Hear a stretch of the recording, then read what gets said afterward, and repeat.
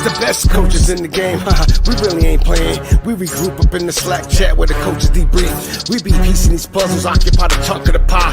Ain't no lie when we hit the block, helmets, casket, and top. You be seeing helmet after helmet, helmet after helmet. First place, second place, fifth place, eighth place, 12th place, 15, 16, 20. So many helmets, you got blurred vision, we got...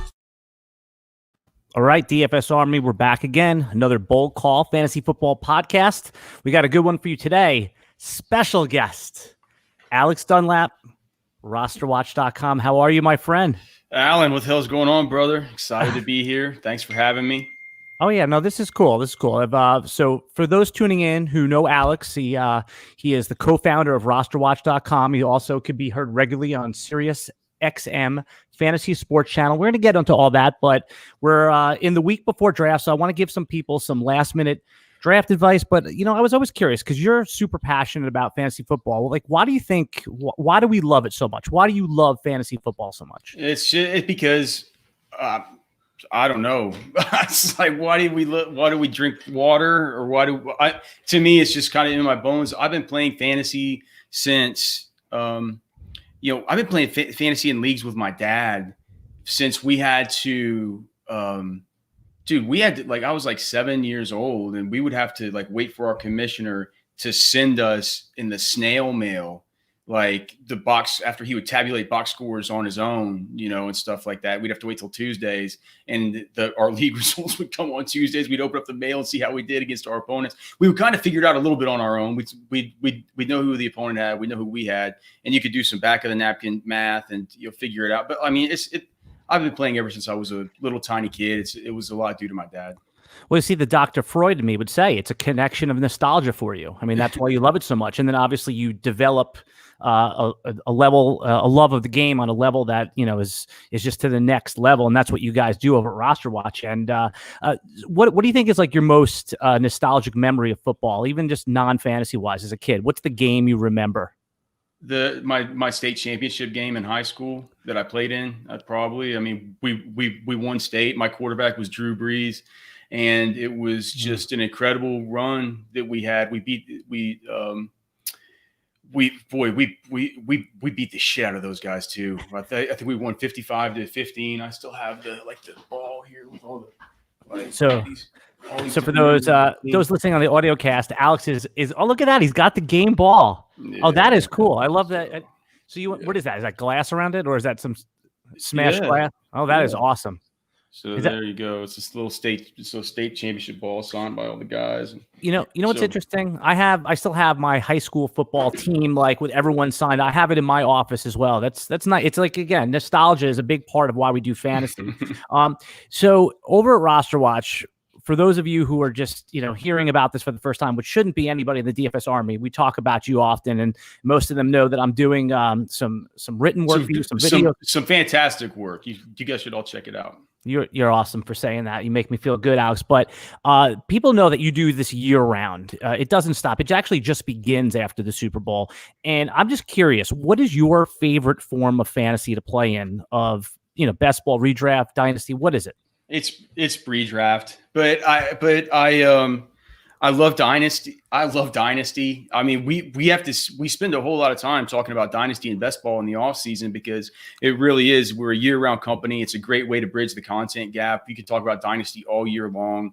You can talk about rookies basically from the time that the Shrine Game and the Senior Bowl start all the way through the NFL draft. And after the NFL draft, you got to reshuffle the deck and figure out, this guy's going here, this guy's going here. What does it all mean? What does it mean for the actual player? What does it mean for the team? What does it mean for the situation? And then you get into summertime, and of course we do a bunch of traveling. This year with COVID, it really screwed. What's the cussing thing here? I'm not supposed to cuss, am I? Oh, you can cuss. You can cuss. We've had. I was about to say I was going to say it really fucked us up, but I would rather say it really. I guess I could say it really screwed us up this year with COVID. But we generally, we're at the Senior Bowl, and then that sort of starts the offseason travels because we'll go from there. We'll take a few weeks back at home, and then we head to the Combine. And then from the Combine, it's just a mad scramble to get the Pro Day Tour set up. We'll get the Pro Day Tour set up. Usually we'll go cover the draft for Sirius. Of course, that was out of the cards this year as well. And then directly from the draft, you go to the rookie mini camps, the veteran OTAs after that, and then the training camps. So we traveled around doing a lot of this stuff, and during it, to add context for fantasy, we're always talking about it from like a dynasty perspective during certain parts of the offseason. And then, once best ball drafts start kicking off, we start talking about it from a best ball perspective, how we can get ahead with this knowledge that we have, going to see these guys, going to talk with these folks, et cetera, et cetera. And so those have been really important to us, for our content, for our business, for everything. People really like it. But for me, it's just redraft. I love starting over every year. I love my leagues. I love the guys who I'm in my most important leagues. Even my small, my most important leagues are by far not my most high dollar leagues. The pride leagues. Like, how many leagues are you in right now? Redraft leagues. Well, counting just. I mean, are we counting all the pros versus Joes? You have to manage those, right? If you have to manage them, I mean, yes. I don't know. Probably. I don't know. I've tried to cut it down a little bit. It doesn't work. It doesn't happen. Yeah, but I mean, I kind of have. There've been I probably have maybe 12 or 13 that I have to manage really closely. But there's basically there's 3 that I manage extremely closely, and that's my and then plus one other high stakes one. But 3 that I'll always have that I care most about. My 2 home leagues, my one with my friends from college, and my RosterWatch co-hosts who were my friends from college also. And then the one with a bunch of my guys that I work with or had worked with covering the Texas Longhorns and those guys. And so there's those 2 leagues, and then I have my oldest dynasty league that I just I don't care about any other dynasty leagues except for that one. So those 3 are the 3 I care about. Then the rest I'll go through. I'll put in waivers. I'll use our cheat sheets. I'll do I'll go through the motions with those. But I don't get kicked in the nuts whenever things go bad on Sundays with those teams. I get kicked in the nuts badly in those 3 leagues. And they truly are 3. I mean, they're not that important financially, but right. But but that's what, again, that ties back to what we were talking about originally. Why did you get into fantasy? Why do you like playing fantasy? So, it really goes back to, how do you become a better fantasy player? And by the way, before we even answer that, how's it feel? You've been doing all these great interviews with amazing guests all offseason. How's it feel to be riding shotgun and let somebody else ask you the questions for a change? Man, I was thinking, I didn't know what to do whenever we first got I don't know what to do with my hands. I don't know what to do with anything. I'm just hey man, I'm just letting Alan just. Yeah, so, I've on the DFS Army Bowl Call podcast, I've had, analysts on. Byron's come on, the co-host and co-founder of RosterWatch.com, and he said the same thing. The analyst that I've had on said, it's nice just to let you do some of the heavy lifting and just talk to me a little bit. So I could tell that you're a little uncomfortable, and I kind of like it. I have to say, I kind of like it. But because you have to remember, you're so busy doing all the information of these people. People want to know about you. I mean, before, that I was working with you and for you as a contributor, and I'm a fan first of the work that you do. And that's why I have so many great questions for you here. So how does one of the questions that I get a lot, and I want to put it on you to give the answer, is, how do you get better at fantasy? I mean, if a lot of players, most players are casual players. I mean, we're stuck in that world of the year-round people. Mm-hmm. But what advice would you give to someone? How do you get better at regular redraft fantasy? Well, you need to have, before you can really take the next step to being just a dominant fantasy football player in your home leagues. What you need to do is you need to take the step to where the information that comes out every week, you need to understand it at the level that all the best players understand it. You need to know these team situations. You need to know which guys are hurt. If they are hurt, sort of what it means, listening to press conferences, understanding how the pieces all fit together, right? Because take it, for example, this is a DFS pod or a DFS site. So this is a DFS site, but I'm providing the season-long content for them now. Okay, so you're going to have there's going to be some crossover here with DFS players. Absolutely. So just think about it like NBA. I am shitty at NBA. I'm bad at NBA. I'm maybe a little bit better at baseball. But because here's the thing, and everybody will know, coming up into lock for NBA, and especially with late swap, I don't have the baseline understanding to know if Damian Lillard is out, Well, I guess then you would say you probably want to pull up CJ McCollum, but there's some guy that's going to go from some asshole from the Nuggets, like, he's the power forward, but he's with the second group. Like, somebody will know automatically. They'll say, oh, when that happens, they always bring in this dude, and he's going to get 4 extra minutes, and that really makes a big difference. And I'll get slaughtered in NBA because those are late swap decisions that I don't understand. I can't wrap my head around it. I feel like in NFL, to be a good fantasy player, you have to make, now not always with late swap because we're talking season long here, but you do have to make snap decisions on free agents that you pick up whenever you hear news. You need to make snap decisions if some idiot offers you a trade that he shouldn't have offered, like that you need to take right then. You need to be able to process the information, understand the situation, and not have to be reliant on somebody else telling you exactly what it is that you should be doing. In order to really move up, you need to have that baseline level of understanding about exactly what's happening.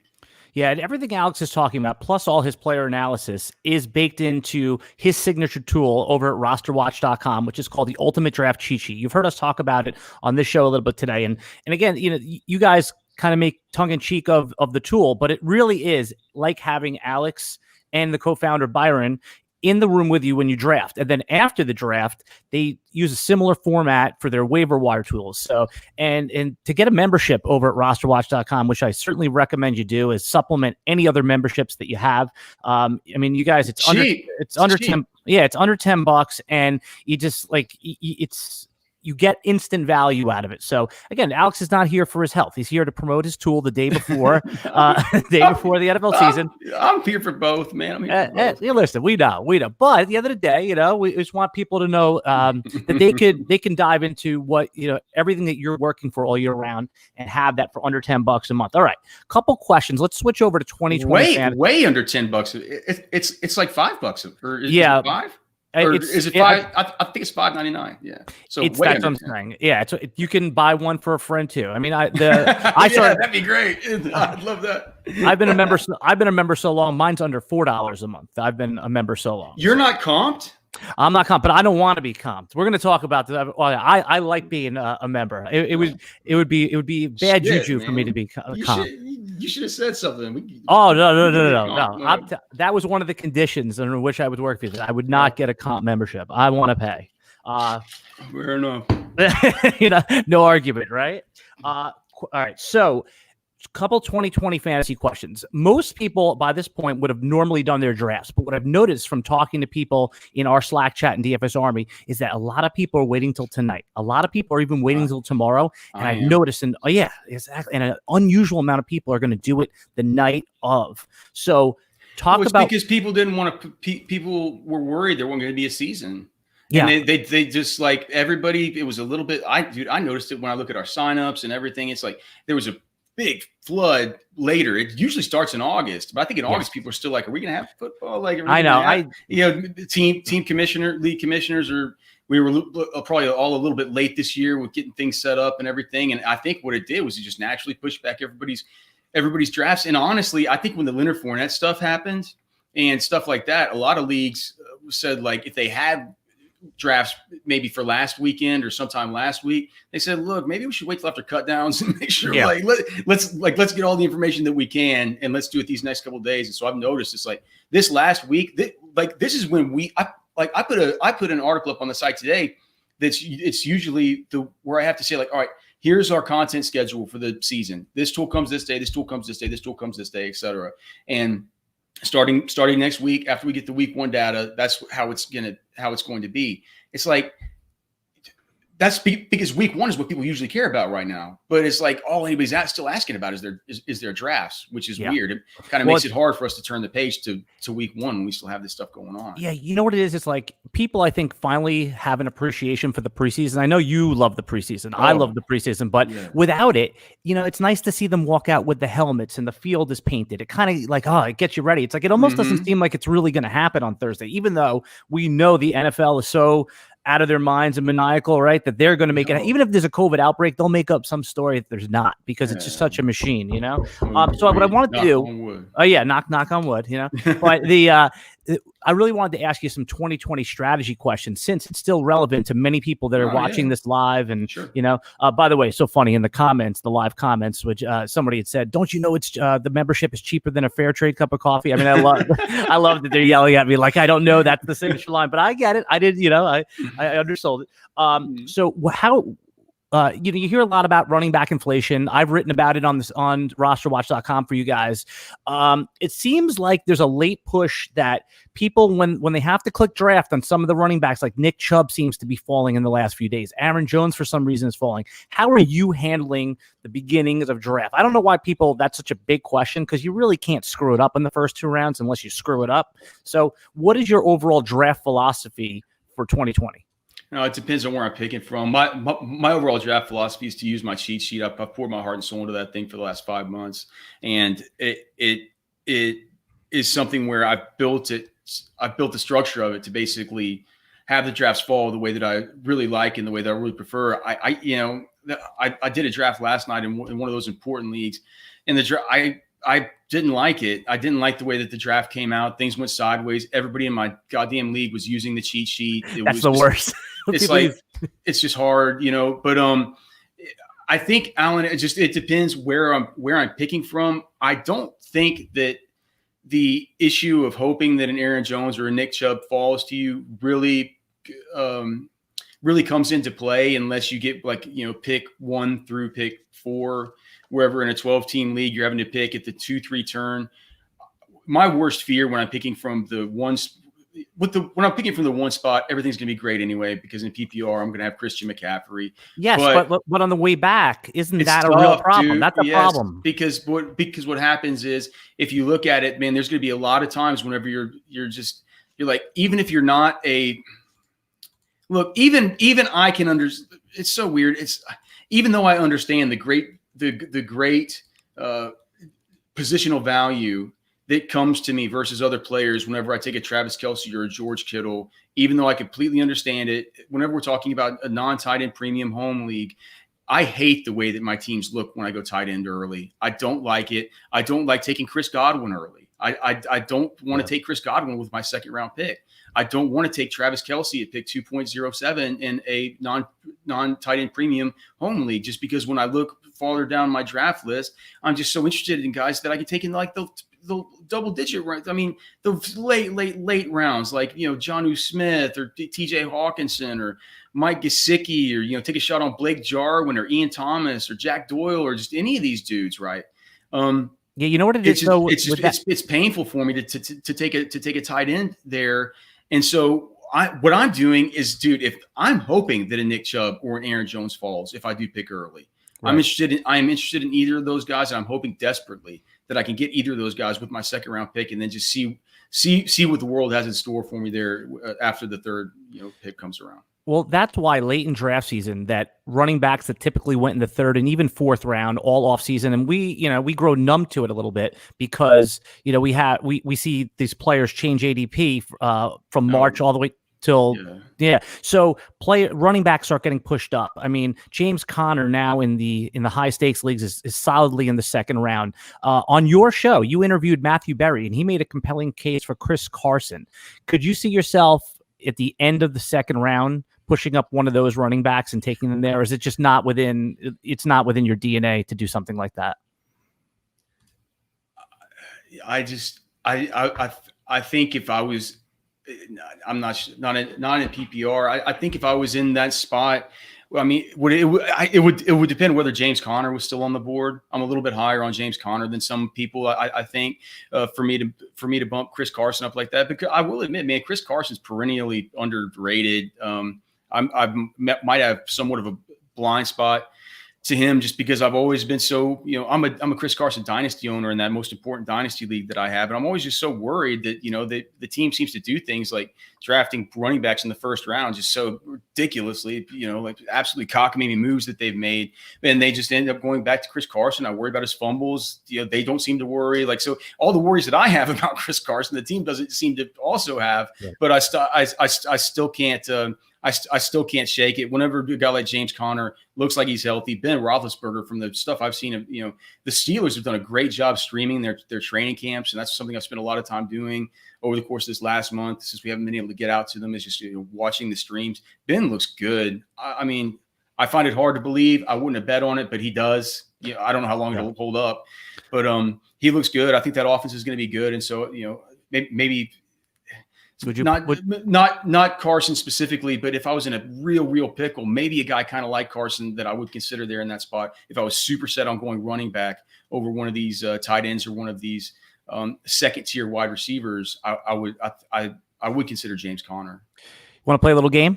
I got a little game for you. No, All yeah, right. I love games. Yeah. Little game. So, throughout the draft, different parts of the draft, you have to change whether you're taking a ceiling pick or a floor pick. But there's a list of players I put here that I'm not sure if they're ceiling or floor plays. Now, their ADPs, so I'll just throw out their ADPs, and you tell me if they're ceiling or floor. And if you want to add a comment to it, you can. If you just want to do lightning round, that's cool. Okay. So, John Brown at 9th round, is that a floor or ceiling pick? I mean, that's a tough one. I mean, I'm not big on John Brown this year because I think that's a low volume passing offense since they've added Stephon Diggs. So I don't think he's a ceiling play or a floor play. Raheem Mostert at the 5th round, is that a floor or ceiling pick? Ceiling pick. Even in a PPR league, yeah. See, I agree with that. I've heard of him saying, "Hey, he's a floor pick," but and again, these are all going to be hard ones. That's why it's a hot hand situation. We've heard about it over and over again. What you're betting on is Raheem Mostert, generating and gaining the hot hand, and if he does, that guy can have absolute monster games, even if he doesn't bring it very much in the receiving department. Adam Thielen in the 3rd, floor or ceiling? In a PPR, it feels floor, but both too. I mean, he brings both. I mean, I think Adam Thielen has a great ceiling with Stephon. Adam Thielen's a great pick there because he's a floor pick and a ceiling pick. Yeah, I mean, these were not supposed to be easy because I couldn't figure these out either. That's why I'm asking you. Okay, Jerry Jeudy in the 8th round, is that a floor or ceiling pick? Oh, that's a ceiling pick. There's no floor with Jeudy whenever there's Drew Lock pulling the trigger. Right? Yep. Last one is Michael Gallup. Was he going around the 7th round? Floor or ceiling? Yeah. Ceiling, because what we were able to see last year, he was super good. He was super good, but Amari Cooper is one of the best route runners in the league, and CeeDee Lamb is simply a better football player than Michael Gallup. CeeDee Lamb's a better football player than Amari Cooper, so it's going to be a situation where I just keep saying, if Blake Jarwin's going to break out, if CeeDee Lamb's going to break out, if Tony Pollard's going to get more involved in the passing game, do we just, are we just going to say that Dak Prescott's the quarterback one of all quarterback ones, and the Cowboys are going to be the best offense that we've seen, or is something going to have to give here with one of these guys? I don't know exactly who that's going to be just yet, but I think there's a case for not Michael Gallup having a bit of a creaky floor that you'd be a little bit worried about. I like that. A creaky floor. That's a good way to say it. There's a floor, but it's not a solid floor. Right. But you said something important too. I think that Dak Prescott is, he's I don't want to say universally, but he's either the QB3 or QB4 in most rankings. If he's lower than 5, that's just, cockamamie. Exactly. But isn't there a case to be made that he belongs at the bottom of, but in the elite tier with the big 2? I mean, you don't have to take him there, but if you're tiering your QBs, I think he belongs in that as solidly in that tier, but at the bottom of it, Lamar Mahomes tier. Well, his agent certainly thinks so. I'm sure that those exact conversations are being had with Stephen Jones and the crew there at the Star in Frisco. I meant from fantasy, but yeah, that's a whole different animal. So nobody loves the NFL more than you do, Alex. I mean, the way you talk about it to me is why I fell in love with your broadcasting style, and the way Byron and obviously the Trash Man, what you guys talk about it over at RosterWatch.com, and your broadcast on Sirius. But I'm curious, if there was a real NFL rule that you could change today, and it wouldn't have to go through any vetting, it's just you would change it, and you think it would make the NFL better, what do you think that rule change should be? These are tough questions. You thought you would come here with a softball question? Yeah, I thought I was going to ask about why I like Hollywood Brown or something. Challenge anything, anything. Literally challenge anything. You can challenge anything you want. Right. It's good. If you have a challenge, it doesn't have to be some weird rule. There doesn't have to be some kind of weird thing. If you want to challenge like if they say that you get a participation penalty for too many men on the field because there's a get back coach that doesn't do his job or something like that, you should be able to challenge it. There's goddamn cameras all over the place.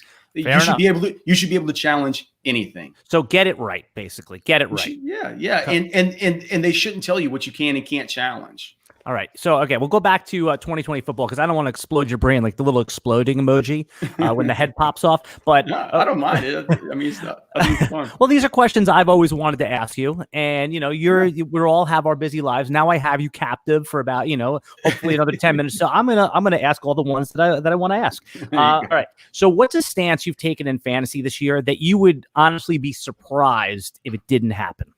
That the people that went 0 RB early on we're being such fools.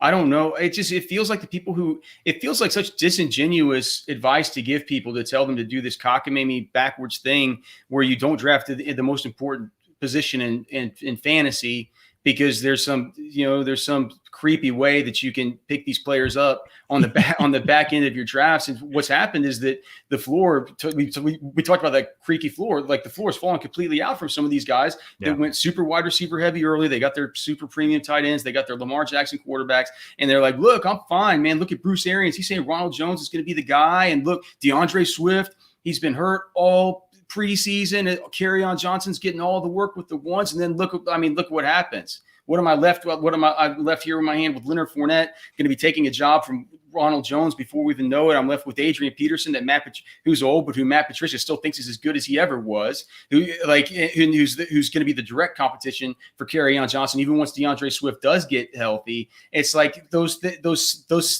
situations can just those sorts of situations where it's not a rock solid running back, man, they can dissolve like vapor into nowhere. So I'm very confident that a good solid robust RB start in fantasy is what you should be doing, and those could be the rosters that end up taking down these not only your home leagues but these big FFPC and underdog champion like best ball, et cetera, et cetera. Yeah. I think, was it about a half decade ago when Sean Siegel wrote the article and he won the big tournament using 0 running back. That's what really got people curious in it. And I think that 0 running back, even if you want to employ that strategy, which I agree with you, it's going to be very difficult to win with that strategy, but it really has become more of an anchor running back strategy where you get one. And then I think it's all right to have to go heavy wide receiver there, because one of the worst parts of fantasy football for me is agonizing which wide receivers to start. If Jamison Crowder or Sterling Shepard, I don't know. We look at the matchups, and you guys have a great, robust matchup tool that actually doesn't look at team defense, looks at actual player matchups versus player cornerbacks. Right, Alan. But it's disingenuous because what you just said is not 0 RB. You just said you have an anchor, or and they call this shit modified 0 RB. It's confusing to people. It doesn't make any sense. I've been saying it on the Sirius show. It's like saying you want to start a true, like a real life NFL franchise, and you go to your general manager and you say, like, I want this to be a 0 QB team. Like, I heard you say that on. I heard you say on the radio. Quarterback team. I just like it. Literally makes no sense. It's confusing to people, and people think so many people like the trash man, or like there are just a lot of people in this world that take pride in kind of being contrarians and doing things a little bit different, than other people and stuff. And those people are drawn to this kind of stuff, and it's just like it isn't helpful. It's confusing to them, and it's detrimental to their chances of winning, and like our job is to try and help people win. So. Yeah, I mean, going 0 Q. I heard you say that on the radio show. I was laughing because it's true. But I guess someone like Josh McCown is a 0 RB. He gets to live in Texas and he gets to earn money, and he only comes in if God forbid something happens. Who's older, by the way, him or Matt Schaub at this point? Matt Schaub or McCown? Yeah, man, I know the answer, so I'm seeing if you know which grandpa is older, because they're both the backup quarterbacks now. McCown's older. Yeah, he is 2 years older. He's 41. Yeah. By the way, who is a question that I'm getting in our Slack chat? I was hoping you could answer this. And by the way, I'm here with Alex Dunlap of RosterWatch.com, also known for his show on SiriusXM Fantasy Sports Radio. Alex, you're going to be on you guys going to do game day, right, on Sunday? Yeah, and then are you going to do a Saturday night show too? 7 a.m. to 9 a.m. Eastern. As of right now, it's looking like probably that we're just going to stick with the Sunday show this year, just so game days, 7 a.m. to 9 a.m. Possibly some like announcements coming up about some new Saturday stuff. But you're going to be doing your podcast. I saw your content schedule that you tweeted out today. So go to rosterwatch.com. Give them a follow. They put out amazing, both free stuff, and then for their pro members, they'll tweet out some stuff on how to get their tools. So, all right, question I was going to ask you is who you and I have talked about that the third round is a major trap area for any fantasy players. You have to be careful. Leonard Fournette is a good example of one of the players that was a trap in the third round before he got released. Todd Gurley has the potential to be a trap. So if you believe that, who is the running back in Atlanta to own as the backup? It's Brian Hill, but I don't necessarily believe that Todd Gurley is a giant trap. I think he has the potential to be a trap, and I think that that's sort of priced in with where you can get him. I've been back and forth about Todd Gurley. I've had just so many guests on our show this year that have had such strong takes about Gurley. One where, people are either kind of in or they're out. I don't feel that way. I think if he falls to me somewhere in the third, preferably late third, 3-4 turn kind of thing where, some of these other guys are off the board, and maybe it's, other than maybe a David Johnson and a Le'Veon Bell sort of left lingering in that sort of pseudo second tier of old sort of throwback, candidates. Where after that, you're starting to look at like the Melvin Gordons or the Cam Akers, who Melvin Gordon, who I'm completely off. Cam Akers, Mark Ingram, maybe now Leonard Fournette, now that he's in Tampa. It feels like I think the reason why I'm sometimes taking Gurley is because he comes up where running backs are starting to feel a little bit scarce, right? He's that line of demarcation. Like that level of running back is starting to feel a little bit scarce. And so that's why I'm not totally against taking him there, even though I do take him realizing that it could be an epic trap. Yeah, no, absolutely. But like you said, it's priced in, and it's so funny because you get caught in your fantasy bubble. But I started looking at some other high stakes drafts from sites, and they have Gurley priced as a second rounder. And, you say to yourself, like, oh my God, that's the craziest thing ever. I would never do that. But you forget that there's so many different fantasy circles, and it just, everyone has a different opinion, and someone's going to be right and someone's going to be wrong. All right. I got a few more for you, Alex, then we'll let you out of here. Okay. Can you hear me good on those new beats right there? Yeah. I just pulled a sneaky move there. My headphones died. Sorry. Yeah. Oh, that's cool. Okay, you ran out of batteries on there. So, one of my favorite strategies, and this is not breaking news, this is not secret or anything like that, but I think it's really prudent to target sophomore wide receivers, second-year wide receivers who failed the first year to live up to expectations. I know you could just start rattling it off. Everyone, they're all the same guys, but if you get one shot in the late rounds of your draft, who's the one when in those important leagues that you're playing in? Who's the sophomore guy that you like the best? Second year failed to break out. We can list them all. Easy. Paris Campbell. Yeah. It's the easy. It's the easy answer. It's the number one answer. It's the guy that I'm not leaving. People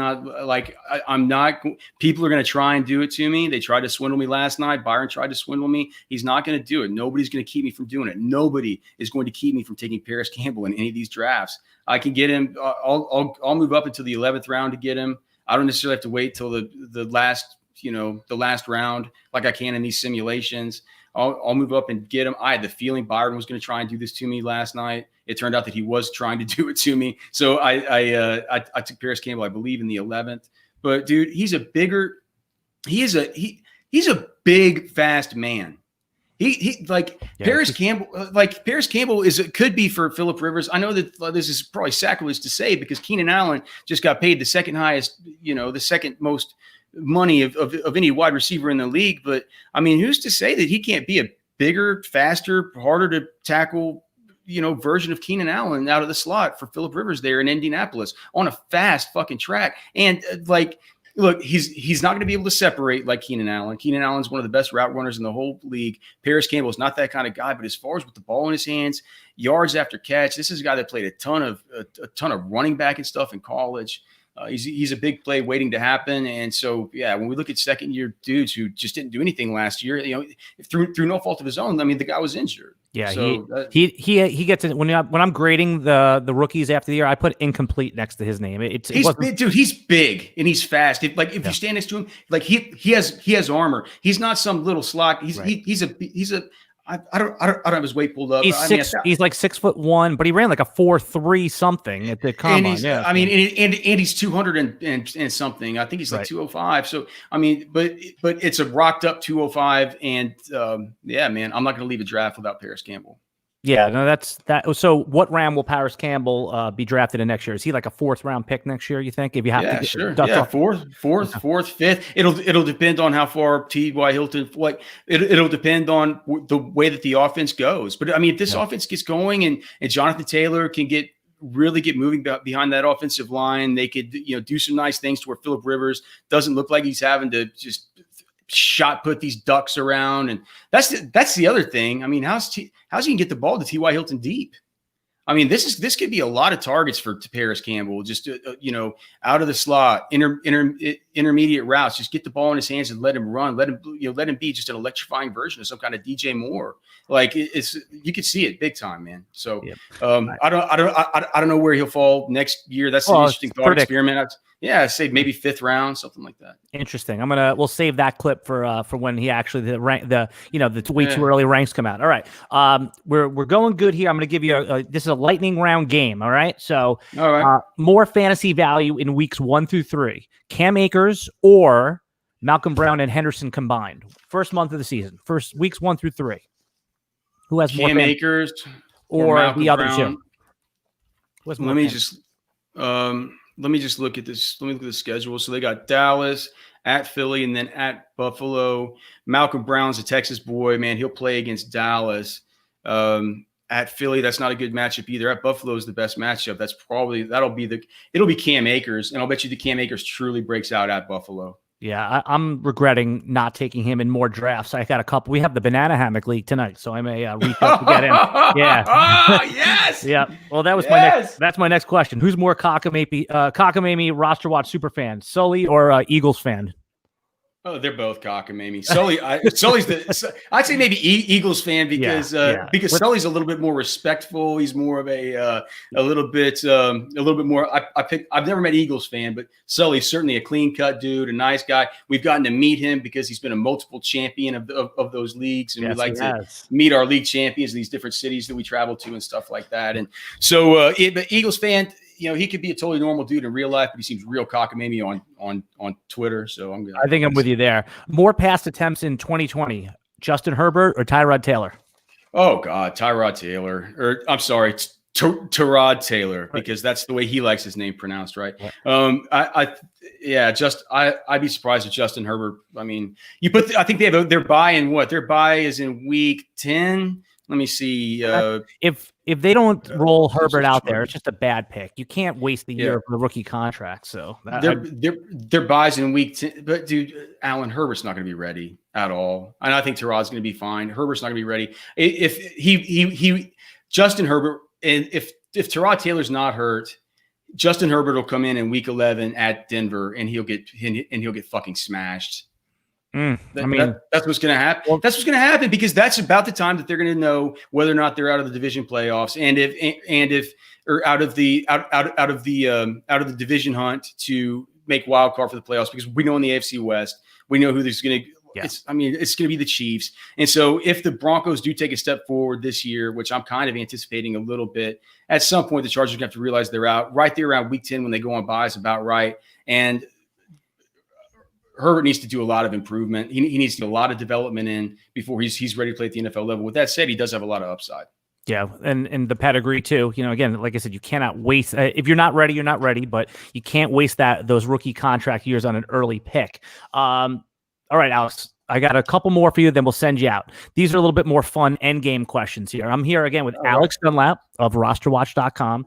If you haven't had your draft yet, go over to RosterWatch.com. And I think you could just buy your signature tool by itself at this point for like $6, right? I saw an advertisement floating around where you could just buy the ultimate draft cheat sheet.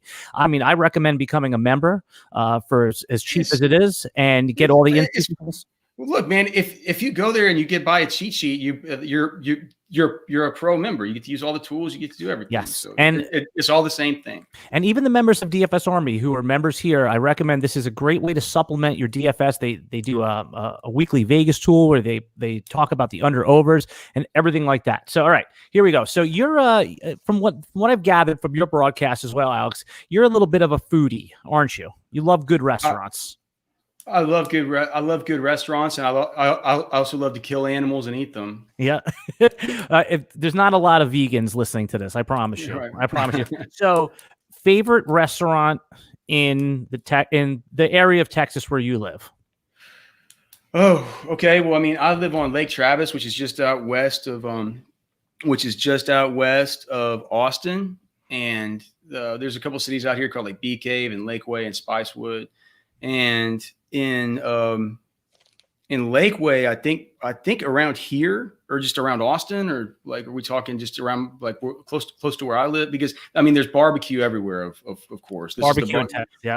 Central Texas is the barbecue capital of the world. It's mainly brisket, and the Central Texas style is what has taken the world by storm. I've been eating it since I was a little kid. So there's a few places around here that are like that, but man, there's really good sushi out here, man. There's this place called Sakura, and from I'm trying to think. I always stay away from sushi places called Fuji because that's just like the generic name. But I mean, I'm a sushi person myself. But in Jacksonville, Florida, I am, an ex-New Yorker. I got spoiled with my sushi here. It's right. Not a good sushi scene. We have a Thai food place called Sway, which is all like fresh ingredients and really good shit. So yeah, man, I love barbecue. I love sushi, and of course Mexican food here is like Tex-Mex, where it's not really the authentic kind of street Mexican food like you get in some places. It's right. It's the stuff they had on the it's the stuff whenever like it's weird, man. Texas is a weird place. You had people coming out here as the land of opportunity. I can't imagine the original Texas settlers, what the hell they were thinking living out here without air conditioning, with all the rattlesnakes. But they came through in this like German sort of heritage and stuff like that. And those people intermingled with the like with the Comancheros and these different sort of Hispanic cowboy types as they were sort of settling the plains and hence the good cuisine. Hence the good cuisine, Yeah, and it's kind of become they call it Tex-Mex, and so it's just there's a ton of that around here too. So you often talked about when you go out to the combine that beautiful shrimp cocktail. What's the name of the place that has that awesome shrimp cocktail in Indianapolis? St. Elmo's, and then it's connected to another place called Harry and Izzy's, where they're kind of sister restaurants. Okay. First car you ever owned? A Ford F-150. Oh, okay. Truck. That's right. I forget you're a little bit country. Mine was this piece of shit two-tone brown Ford Fairmount where I needed to stick a pencil in the carburetor. I mean, mine was a piece of shit too. Oh yeah, everyone's car is a piece of shit. The first. At least one. We had that in common. Yeah. Do you know what I had in mind? I had a car phone in mind. Like my mom and dad always wanted a way to get a hold of me, and it was like there was a actual like. It had a cord on it, and you picked it up, and you had to be in your phone and your car. You had to be in your car, and your car had to be turned on to be able to take a call. You couldn't even take this thing around in your pocket or anything. It's crazy. Scary movie you saw as a kid that still terrifies you today?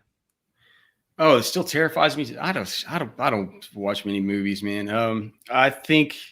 Or it still maybe has like an adverse effect on you when you think about it. Maybe that weird dude in Goonies when they go downstairs and he's got a kind of not Chunk. What was his name? It was Sloth. Yeah, that's what it is. I think Chunk was the fat kid. Right. Sloth was the Rocky Road guy. Yeah. I kind of remember that definitely scaring me. I think back on that guy, and he is kind of creepy. Yeah, mine for sure was The Shining. I can't watch that. But Alex Dunlap, you're a gentleman. You're over at RosterWatch.com. You'll be there all season long. If you're listening to this podcast, we've been able to organically build our audience in also because of people like you coming on here, adding your insights. I'll be doing some work in addition to my work here at DFS Army. I will be writing and doing some videos for you guys all season long. I enjoy working with you. I enjoy your insights. And first and foremost, before I'm an analyst, I call myself like a fanalist because, I enjoy your work and Byron's work and Trashman's work. So, well, you do great work too, Alan. I think everybody listening to this knows that, man. You've been doing awesome work for us. So we can't wait to keep it up. And thanks for having me on, brother. All right, man. Till next time, everybody, we're going to do another podcast. I think tomorrow, the next day, DFS Army, we're just going to do some last-minute bold calls. Oh, wait, I can't let you out here. This is the Bold Call podcast. Give me one bold call. And how we define bold calls are 80th percentile outcome to happen. Now, when I asked this to Byron, he told me that Josh Jacobs is going to finish as a first rounder. I said, Byron, that's not a bold call. I mean, that's, so give me the bold call. Okay. Two just immediately popped in my head. So how about this? Will Fuller, top 5 wide receiver in 2020. CeeDee Lamb, leading wide receiver for the Dallas Cowboys. Ooh, that was our bold calls. And by the way, I'm just goofing on Byron. Those were bold calls because he said Josh Jacobs is a top 5 back. But I was just taking a gratuitous shot at him. But I like the Will Fuller call because, again, you could see it happening. I mean, that 55-pointer last year in the Atlanta game, that I can't forget that one. It's happening, brother. It's happening. We'll see. All right. I am Alan Cislowski. We'll see you next time with Alex Dunlap, and we'll talk to you.